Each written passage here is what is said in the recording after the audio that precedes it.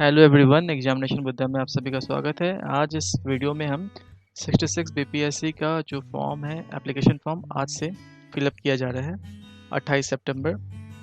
तो इस वीडियो में हम देखेंगे स्टेप बाय स्टेप जो फॉर्म है भरने का क्या तरीका है। तो आप इन स्टेप्स को फॉलो करके खुद से ध्यानपूर्वक फॉर्म भर सकते हैं। तो चलिए वीडियो शुरू करते हैं। सबसे पहली बात, आप bpsc.pih.nic.in को जब आप लॉगिन करेंगे अपने ब्राउज़र में तो आपके पास ये पेज आएगा। वहाँ पर आप जाकर अप्लाई ऑनलाइन क्लिक कर सकते हैं। जब अप्लाई ऑनलाइन क्लिक करेंगे तो ये पेज आएगा जहाँ पर बीपीएससी का ऑनलाइन एप्लीकेशन लिंक मिलेगा आपको। इस लिंक को आप क्लिक करेंगे। लिंक क्लिक करते ही आप इस पेज पे पहुँच जाएंगे जो कि online bpsc.bihar.gov.in है। यहाँ पर आपके पास लॉगिन के लिए पूछा जाएगा यूज़र नेम पासवर्ड, जो कि आपको नहीं करना है। आपको सबसे पहले यहाँ पर ऑनलाइन रजिस्ट्रेशन करना है। ऑनलाइन रजिस्ट्रेशन जब आप करेंगे, इसी पेज में जब आप नीचे बढ़ेंगे तो आपको ऑनलाइन रजिस्ट्रेशन के पेज पे आप पहुँचेंगे। ऑनलाइन रजिस्ट्रेशन के पेज में 39 नंबर जो है 66 कंबाइंड कॉम्पिटिटिव एग्जामिनेशन, या जो है एग्जामिनेशन का नाम है CCE। बीपीएससी जो है वो एक क्या है, कमीशन है, पब्लिक सर्विस कमीशन। आर्टिकल कौन सा है ये आपको पता ही है। तो ये 28 सितंबर ये जो डेट देख रहे हैं, या आज यानी आज का फॉर्म स्टार्ट हो गया है फिल होना। लास्ट डेट पेमेंट की है 20 अक्टूबर, रजिस्ट्रेशन की 20 अक्टूबर, और फॉर्म सबमिट करने का भी डेट जो है वो 20 अक्टूबर ही है। फिर आप यहाँ जाकर अप्लाई ऑनलाइन पर क्लिक कर लेंगे। जब अप्लाई ऑनलाइन पे क्लिक करेंगे तो आप जो है रजिस्ट्रेशन फॉर्म पर रीडायरेक्ट हो जाएंगे। रजिस्ट्रेशन फॉर्म आपके सामने खुलेगा। आपको यहाँ पर बेसिक इन्फॉर्मेशन डालना है, आपका पहला नाम, मिडिल नाम, लास्ट नाम, पिता, या अगर कोई लेडी भर रही है तो अपने हस्बैंड का नाम आप भर सकते हैं, mother's name, date of birth, आप मैरिटल स्टेटस क्या है, शादीशुदा है या नहीं है, जेंडर कौन सा। आधार नंबर जो है इस केस में मैंडेटरी नहीं है, या तो आप आधार नंबर डालें या नहीं डालें, इससे कोई फ़र्क नहीं पड़ेगा। आप सिटीजनशिप है इंडिया की, ये पहले से देखो आप टिक किया हुआ है। बिहार के क्या रेसिडेंट है तो यहाँ पे आपको यस या नो लगाना होगा। फिर उसके बाद इसी फॉर्म में आगे बढ़ते हैं। तो आधार नंबर तो हमने देख लिया था। आपसे पूछा जा रहा है क्या आप में जो है फिजिकली डिसेबिलिटी है, क्या आप विकलांग हैं या कुछ भी है। जो अगर आप फिजिकली चैलेंज्ड हैं तो आप यहाँ पर अपना डिस्क्रिप्शन डाल सकते हैं। फिर एड्रेस ऑफ कॉरस्पॉन्डेंस जो है ये आपको डालना होगा, जहाँ पर जो है भविष्य में जो भी सूचना दी जाएगी आपको इस एड्रेस पे दी जाएगी। एड्रेस ऑफ कॉरस्पॉन्डेंस का मतलब है कि अभी आप जहाँ पर आपका एड्रेस है, जहाँ भी आप जहाँ रह रहे हैं, आप चाहते हैं जो भी कम्युनिकेशन हो वहीं पर हो। और जो परमानेंट एड्रेस है वो आप यहाँ डाल सकते हैं कि अगर आपसे यहाँ पर कम्युनिकेशन नहीं हो पाया तो जो आयोग है वो आपको इस एड्रेस पे संपर्क करेगा। हमारा सुझाव है कि आप दोनों एड्रेस को सेम ही रखें तो ज़्यादा बेटर रहता है। सबसे इम्पॉर्टेंट जो है मोबाइल और ईमेल वेरिफिकेशन। इसके बाद ईमेल आप डालेंगे अपना, देखिए ईमेल, फिर मोबाइल नंबर।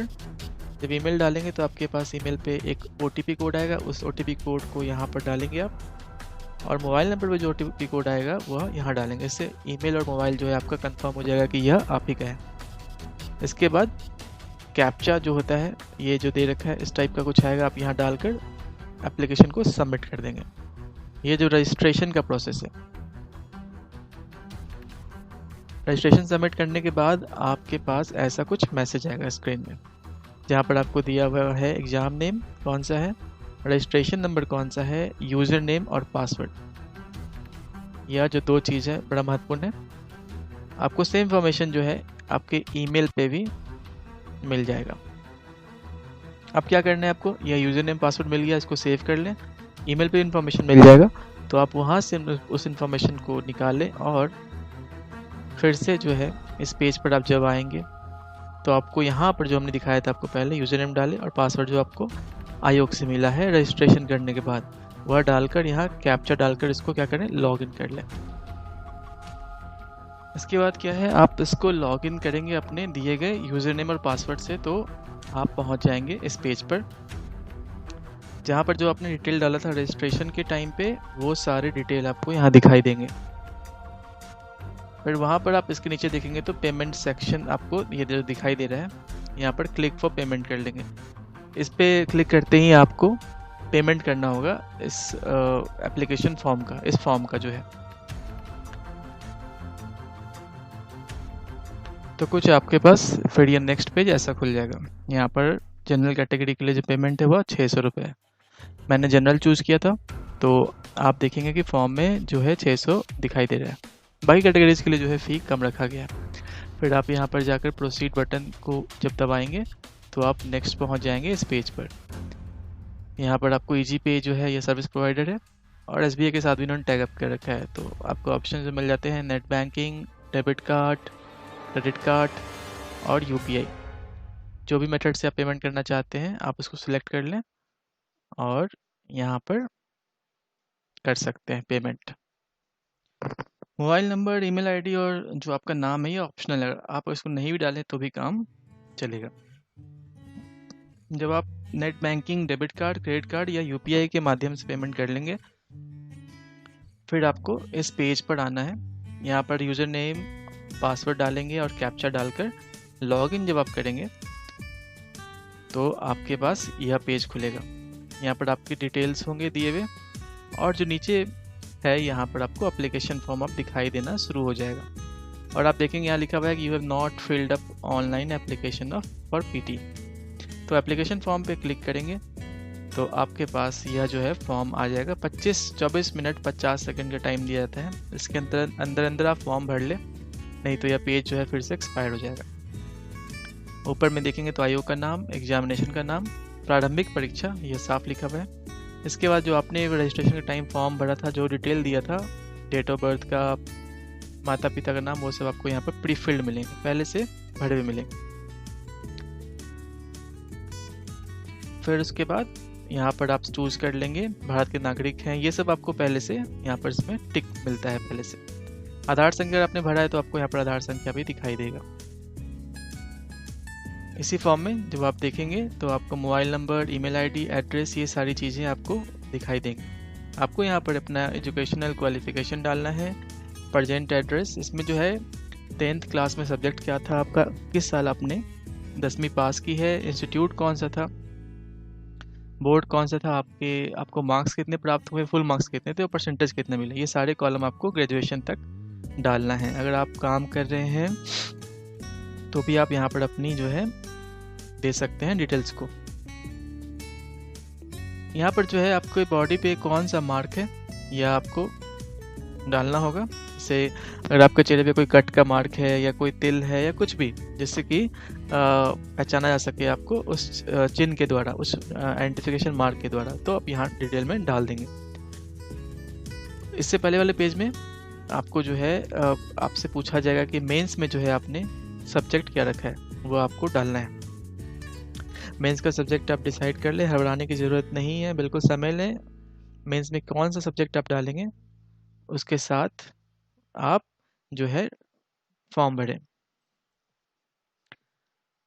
तो यहाँ पर आप देखेंगे फिर नेक्स्ट में जब बढ़ेंगे आप इसमें, तो मतलब इसी फॉर्म के नीचे जो है वो कंटिन्यू कर रहे हैं हम, तो आइडेंटिफिकेशन मार्क जो है आपके बॉडी पे वो डालने के बाद आपको यहाँ पर अपना फ़ोटो अपलोड करना होगा और सिग्नेचर जो है इंग्लिश और हिंदी दोनों में डालना होगा। एक बात ध्यान रखें, सिग्नेचर और जो फ़ोटो है उसका साइज़ बहुत इंपॉर्टेंट है। यहाँ जो हाईलाइट किया हुआ है, जो 25 KB से जो है ज़्यादा साइज़ नहीं होना चाहिए आपके फ़ोटो का, पासपोर्ट फ़ोटो का, और सिग्नेचर जो है 15 KB से ज़्यादा नहीं होना चाहिए। अगर आप ऐसा नहीं करेंगे तो जो है वह अपलोड नहीं होगा।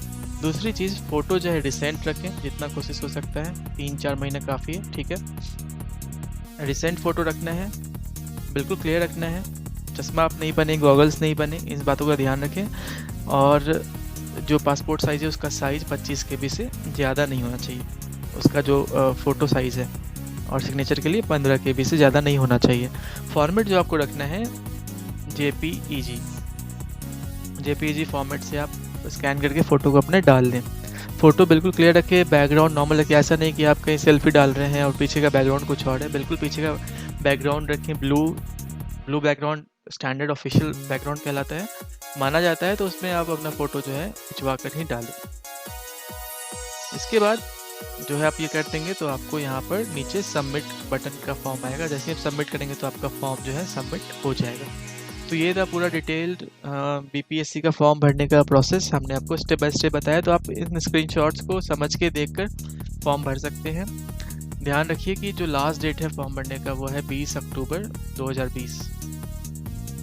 आज 28 सितंबर है। आज से यह फॉर्म चालू है। रजिस्ट्रेशन करने का, पेमेंट करने का और फॉर्म सबमिट करने का, तीनों का डेट जो है इस बार बिल्कुल सेम रखा गया। पेमेंट भी अब जो है आप साथ के साथ कर सकते हैं। ऐसा नहीं कि पेमेंट आपको करने के लिए अगले दिन करना पड़ेगा जैसे पहले होता था। अब ऐसा नहीं है। आप 28 सितंबर से फॉर्म शुरू हो गया है। पेमेंट भी कर सकते हैं, रजिस्टर भी कर सकते हैं और फॉर्म सबमिट भी कर सकते हैं। याद रखें बीपीएससी पीटी का जो डेट है वह प्रस्तावित है 27 दिसंबर को। 27 दिसंबर 2020 को प्रस्तावित है। एग्ज़ाम में आपके बिल्कुल 2 से 3 महीने ही शेष हैं, तो उसके लिए जमकर पढ़ाई कीजिए। All the best. Examination Buddha का टेस्ट सीरीज भी चलाया जा रहा है, 3 अक्टूबर से शुरू हो रहा है। तो हिस्ट्री और बिहार स्पेशल के मॉड्यूल के लिए आप ज्वाइन कर सकते हैं हमारे टेस्ट सीरीज को भी। थैंक यू अपना समय देने के लिए। और फॉर्म जो है ज़रूर भर लें। सारी डिटेल संभाल कर रखें, ईमेल आईडी करेक्ट रखें, फ़ोन नंबर सही रखें। और फ़ोटो में जो है, फिर से हम रिपीट कर रहे हैं, 15 KB से ज़्यादा बड़ा का जो है सिग्नेचर का साइज़ नहीं होना चाहिए हिंदी और इंग्लिश में। और फोटो में 25 KB से ज़्यादा साइज़ नहीं रखें। अपना ध्यान रखिए। Thank you and take care.